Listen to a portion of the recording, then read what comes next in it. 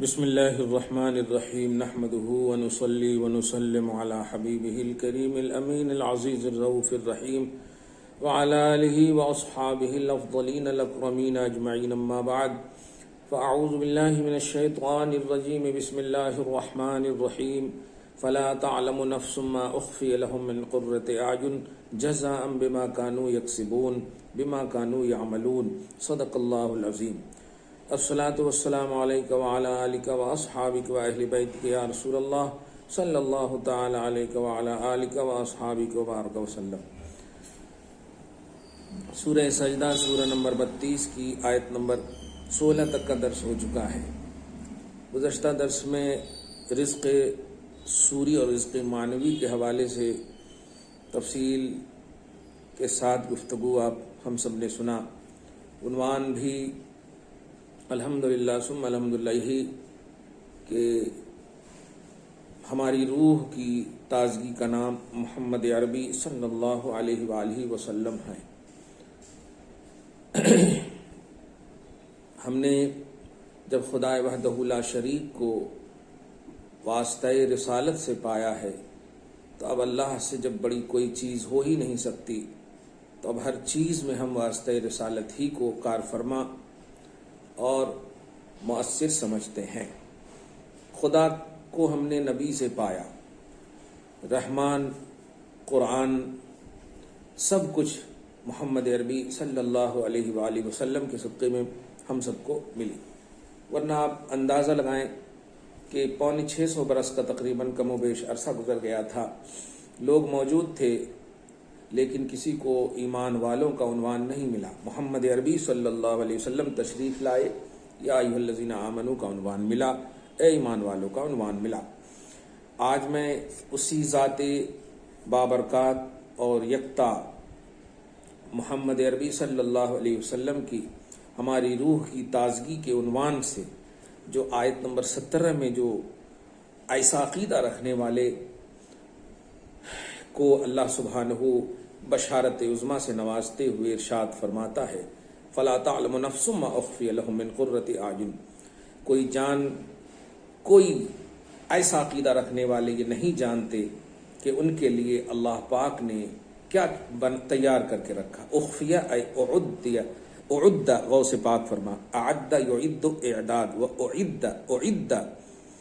کیا تیار کر رکھا ہے، لہم ان کے لیے، من قبل الحق، حق کی جانب سے، من قرۃ اعین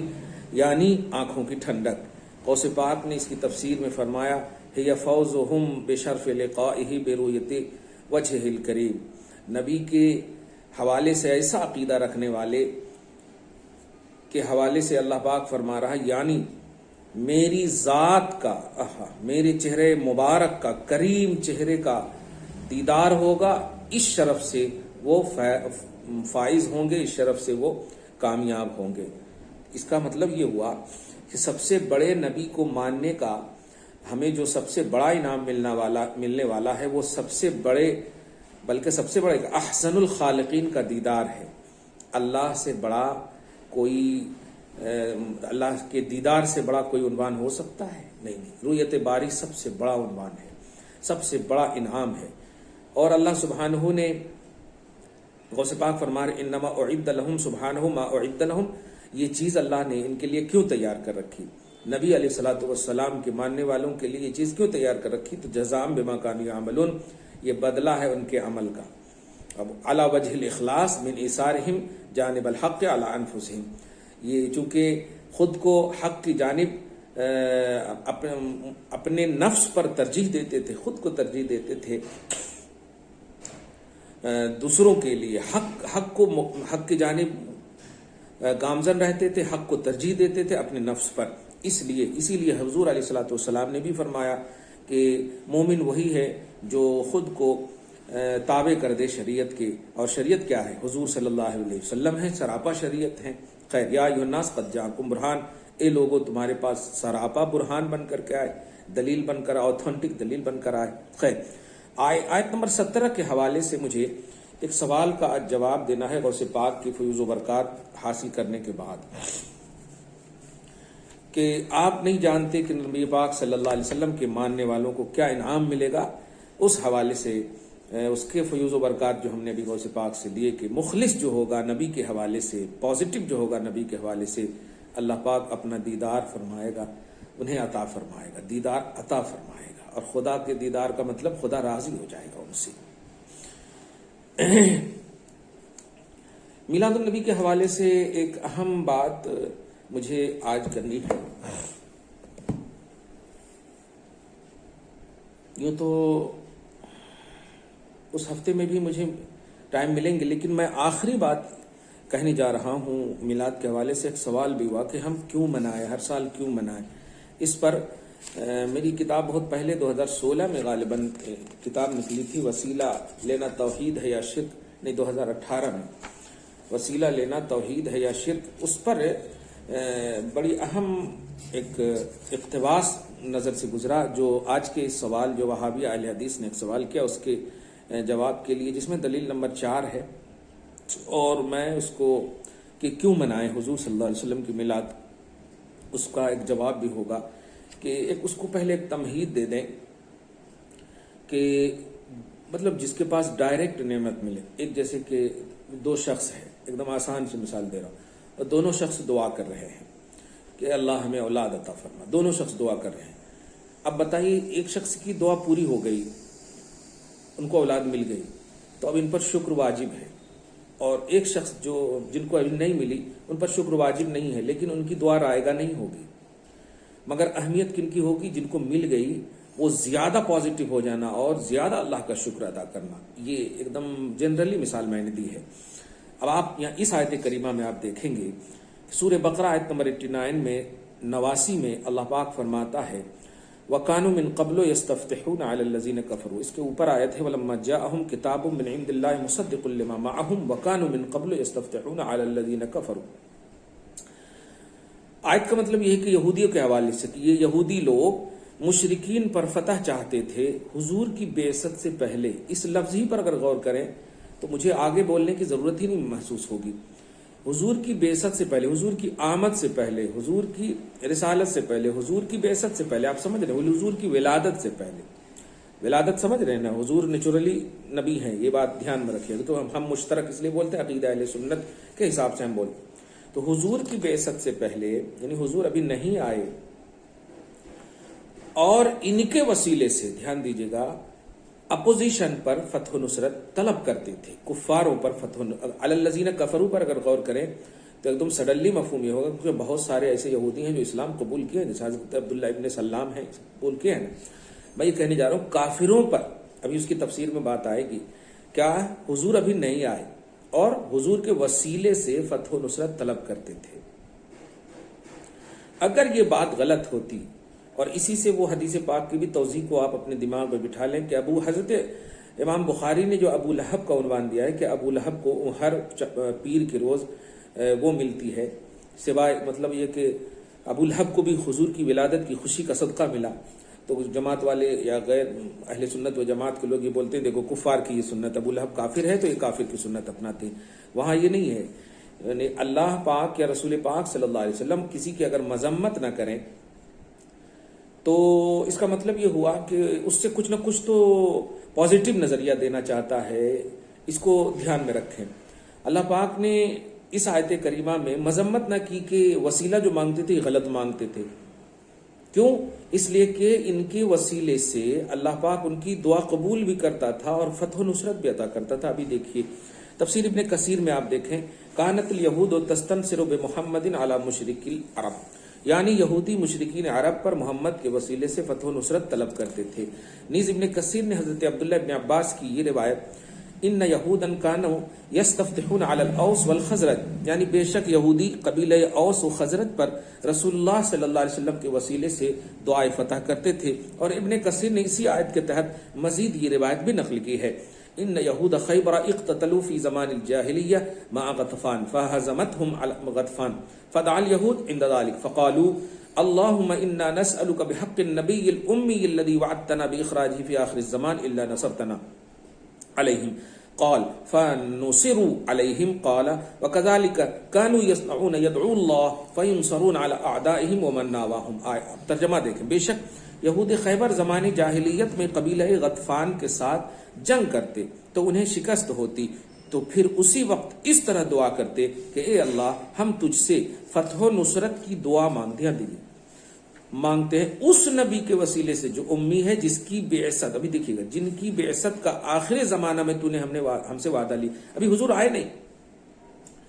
آپ ایک دم دھیان میں رکھیے گا، وعدہ کیا تو ہمیں ہمارے دشمن پر نصرت عطا کر۔ راوی کہتے ہیں تو اسی طرح وہ دعا کرنے کی وجہ سے ان کی دشمنوں پر فتح بھی ہوتی۔ پھر راوی مزید یہ کہتے ہیں کہ وہ یوں ہی کرتے تھے اور اللہ سے دعا کرتے اور اپنے دشمنوں پر اور مد مقابل پر فتح پاتے، یعنی کنٹینیوٹی ہے۔ اس طرح کی روایت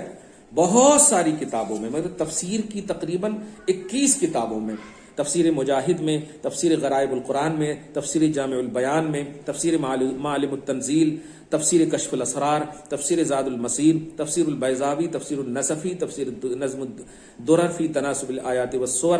تفسیر لباب التاویل فی عمان التنزیل، تفسیر البحر المحیط، تفسیر جامع البیان فی تفسیر القرآن، تفسیر ارشاد العقل السلیم، تفسیر روح البیان، تفسیر فتوحات الالہیہ، تفسیر فتح القدیر للشوکانی، تفسیر المنار، تفسیر السراج المنیر، تفسیر المنیر کے تفسیر کتاب التسہیل لعلوم التنزیل لابن جزی، تفسیر الجواہر فی تفسیر القرآن الکریم، یہ 21 تفسیروں کی کتاب ہے۔ تفاسیر کے علاوہ اس طرح کی روایتیں احادیث کی کتابوں اور سیرتوں کی کتابوں میں بھی ملتی ہیں، مثلا المستدرک للحاکم والیوم 2 پیج نمبر 263، الشریعہ للآجری والیوم 8 حدیث نمبر 446، دلائل النبوہ للبیہقی والیوم 2 76-77، دلائل النبوہ لابی نعیم 44-45، البدایہ والنہایہ والیوم 2 274-275۔ یہ اتنی یعنی یہ مانگتے تھے۔ اب یہ کسی نے بھی ان کی مذمت نہیں کی کہ یہ غلط مانگتے تھے، جس کا صاف مطلب یہ کہ حضور صلی اللہ علیہ وسلم ابھی تشریف نہیں لائے اور حضور کی آمد کے وسیلے سے ابھی آئے نہیں ہیں، ذات سراپا جو ہے ابھی آئی نہیں، اور وسیلے سے دعا کرتے تھے۔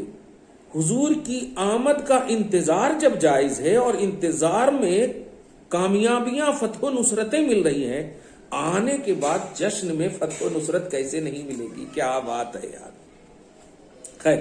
امام جلال السیوطی کی کتاب اسباب النزول کے صفحہ نمبر 17 پر ابن ابی حاتم کی تخریج کے ساتھ سعید یا اکرمہ کے طریق سے عبداللہ ابن عباس کی روایت اس طرح مذکور ہے کہ یہودی حضور کی بعثت مبارکہ سے پہلے، لفظ پہلے پر غور کریں گے نا تو سمجھ میں آ جائے گا، اب تو ڈائریکٹ حضور کے پانے والے ہو،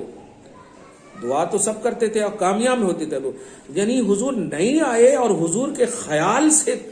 بلائیں ٹلتی تھی، فتح و نصرت ٹلتی تھی، وسیلے سے حضور آنے کے بعد اگر ان کا جشن منائے گے، ان کے وسیلے سے دعا کریں گے، کیا بات ہے سبحان اللہ۔ کہتے حضور کی بعثت مبارکہ سے پہلے قبیلہ اوس و خزرج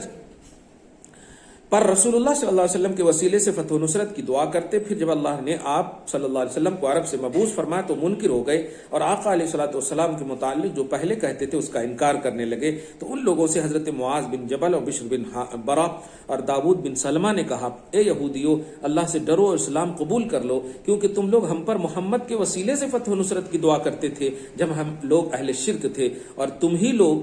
ہم لوگوں کو اس بات کی خبر دیتے تھے کہ محمد مبعوث ہوں گے، اور ان کے اوصاف سے بھی تم نے ہی ہمیں باخبر کیا تھا۔ تو بنی نزیر کے ایک شخص نے جو سلام بن مشکم ہے جن کا نام، نے کہا، وہ یعنی صلی اللہ علیہ وسلم، حضور پاک صلی اللہ علیہ وسلم ہمارے پاس ایسی چیز لے کر آئے ہیں جس کو ہم نہیں جانتے، یا جس کو ہم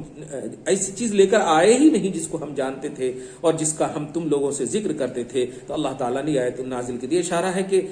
مطلب بنو اسحاق میں سے آنا تھا۔ بہرحال آئے وہی رسول ہیں، کہاں سے اور کیوں وہ نہیں مقصود ہے، کہاں سے تو ان کو فتح نہیں ملتی تھی، رسول کی وجہ سے فتح ملتی تھی، تو رسول تو آ گئے۔ خیر، وَلَمَّا جَاءَهُمْ كِتَابٌ مِّنْ عِندِ اللَّهِ، وہی آیت نمبر 89 میں، تفسیر ابن ابی حاتم جلد 1 صفحہ نمبر 172، تفسیر تبری جلد 1 صفحہ نمبر 411۔ یہ تو ہوئی ایک تفسیر، کئی تفسیر، ایک تفسیر اور دیکھیں، تفسیر رازی، ان الیہود من قبل مبعث محمد صلی اللہ علیہ وسلم ونزول القرآن كانوا يستفتحون على ان يسألون الفتح والنصرة وكانوا يقولون اللهم افتح علينا وانصرنا بالنبي الأمی۔ تفسیر رازی ام التفاسیر کے امام۔ یہودی حضور صلی اللہ علیہ وسلم کی بعثت مبارکہ اور نزول قرآن سے پہلے فتح و نصرت کا سوال رب سے اس طرح کرتے، اے اللہ ہمیں نبی امے کے وسیلے سے فتح و نصرت عطا فرما۔ دھیان دیں، तीसरी तफसीर जिलानी यस्तफ्तिहूना अय यस्तनसिरुन बिहाज़ा नबी व दीनिही व किताबिही। आयत का माना यह है, यानी आयत नंबर 89, आयत का माना यह कि यहूदी उस नबी और इसके दीन और किताब के वसीले से फतह नुसरत की दुआ करते थे। ध्यान दें, मजम्मत कोई नहीं कर रहे हैं, वसीले की भी और हुजूर सल्लल्लाहु अलैहि वसल्लम की वसीले से कामयाबी और फतह नुसरत का राज, हुजूर के लिए जश्न का जो एक खूबसूरत उन्वान मिल रहा है वो जरा देखें। तफसीरुल कुर्तबी क़ाल इब्न अब्बास कानत यहूद तुक़ातिलु गतफ़ान फलम्मा इल्तक़ौ हज़मत यहूद फ़आदत यहूद बिहाज़ा दुआ व क़ालू इला आखिरी। हजरत अब्दुल्लाह इब्न अब्बास रदियल्लाहु अन्हुमा ने फरमाया कि खैबर के यहूदी कबीला गतफ़ान से बरसरे पैकार रहा करते थे, लड़ते। बस जब दोनों का आमना सामना हुआ तो यहूदी को शिकस्त हुई।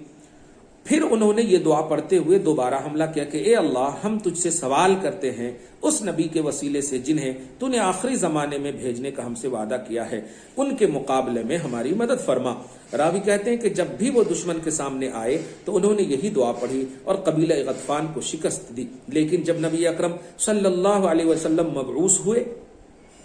तो उन्होंने आपका इनकार किया। उस पर अल्लाह ताला ने ये आयत उतारी कि हालांकि वो इससे पहले खुद नबी आखिरुज़्ज़मा और उन पर उतरने वाली किताब के वसीले से काफिरों पर फतह याबी की दुआ मांगते थे, यानी ए मोहम्मद आपके वसीले से दुआ मांगते थे। उनसे ये कहिए ना, मैं नहीं आया था और तुम दुआ मांगते थे मेरे वसीले से, और तुम्हारी दुआ कबूल भी होती थी। मैं आ गया तो मेरे को मानो, मेरे वसीले से दुआ करो, कैसे नहीं कबूल होगी। नबी का जश्न क्या खूबसूरत है, नबी का आना हमारी कामयाबी है, रूह की ताजगी वालिदगी है, क्या बात है।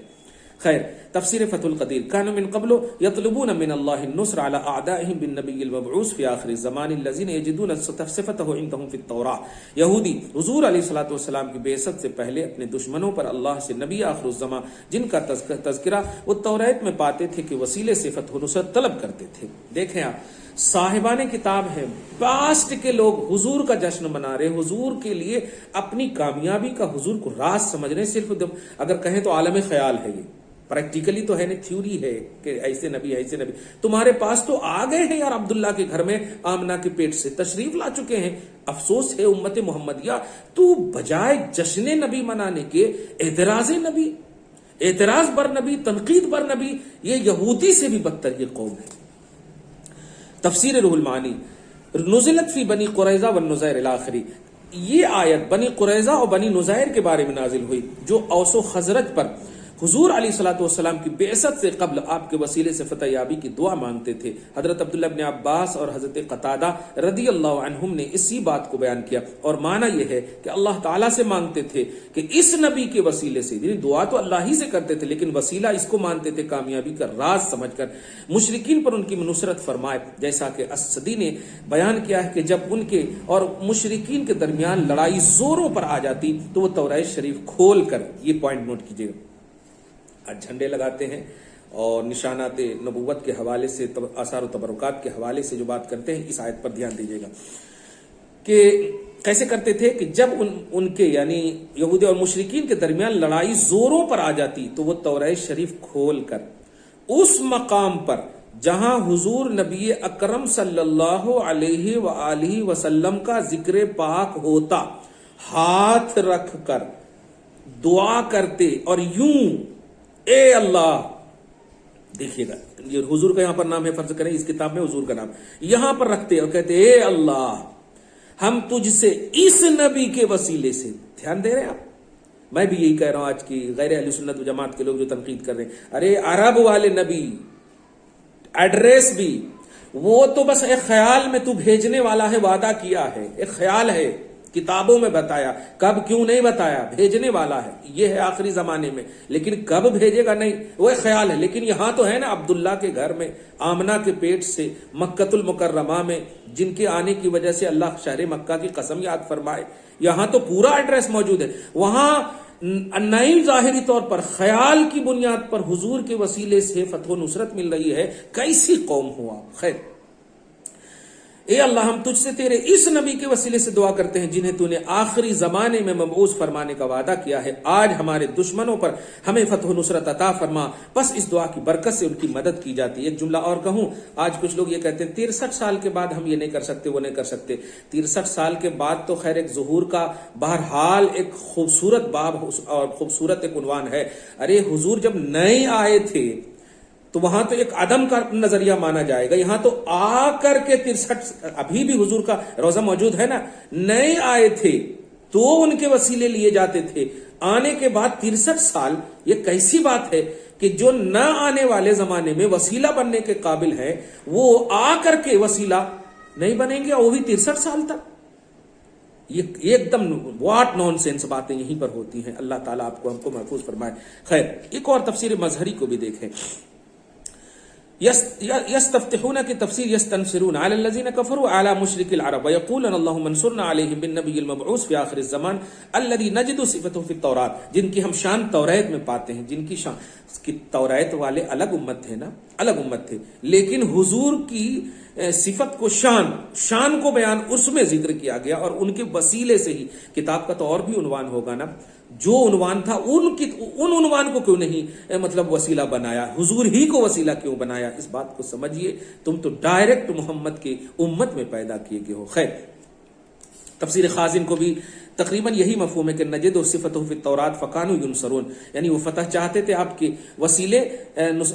اور یوں کہتے کہ اللہ آخری زمانے میں بھیجے جانے والے جس نبی کی صفت ہم اپنی کتاب توریت میں پاتے ہیں ان کے وسیلے سے ہمیں ان مشرکین عرب پر غلبہ عطا فرما، تو ان کی مدد ہوتی تھی۔ تفسیر بغوی میں بھی اس آیت کے تحت تفسیر خازن ہی کے برابر ہے۔ تفسیر کشاف میں بھی تقریباً یہی مفہوم ہے کہ ہمیں اس نبی کے وسیلے سے جو آخری زمانے میں مبعوث ہوں گے، جس کی تعریف و توصیف ہم توریت میں پاتے ہیں، فتح و نصرت عطا فرما۔ تفسیر جلالین میں بھی تقریباً یہی مفہوم ہے، یہودی مشرکین عرب پر غالب آنے کے لیے اس طرح دعا کرتے، اے اللہ ہمیں مشرکین عرب پر اس نبی کے وسیلے سے غلبہ عطا فرما جو آخری زمانے میں مبعوث ہوں گے۔ ان تمام باتوں کے ذریعے سے میں دو بات کہنے جا رہا ہوں کہ حضور صلی اللہ علیہ وسلم کا آج کی تاریخ میں نہیں،